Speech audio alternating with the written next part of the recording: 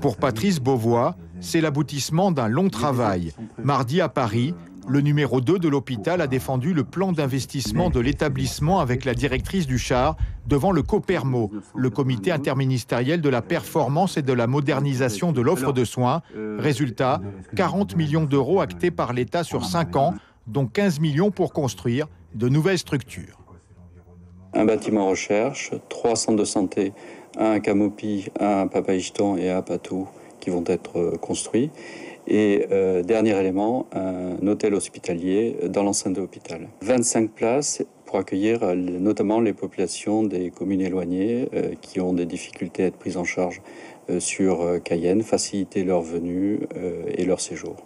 25 millions d'euros sont aussi actés pour remettre à neuf les locaux de l'hôpital, inaugurés en 1992. L'établissement, avec l'aide de l'État, va moderniser les bâtiments et l'existant que tout le monde connaît, avec un développement d'un plateau de soins de consultation externe qui va être ramassé, un développement des capacités au niveau des soins critiques, c'est-à-dire en particulier de la réanimation et des soins intensifs, un développement de l'hospitalisation de jour et de la chirurgie ambulatoire, qui est une des priorités nationales et du ministère de la Santé. Il a fallu 4 ans pour faire passer ce plan d'investissement. Il y a d'abord eu un désaccord entre Paris et Cayenne sur le nombre de blocs opératoires, puis des changements liés aux mouvements sociaux de 2017.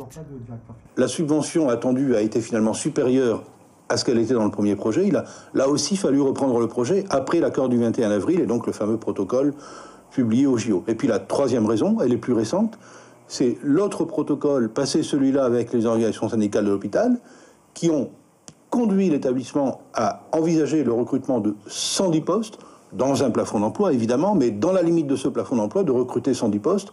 Troisième élément, troisième circonstance, qui ont nécessité une reprise du dossier originel. Dans le cadre de ce plan, le gouvernement demande à l'hôpital d'assainir ses comptes structurellement déficitaires sans aide de l'État. Le Char a 5 ans pour être à l'équilibre en faisant des économies et en optimisant ses recettes.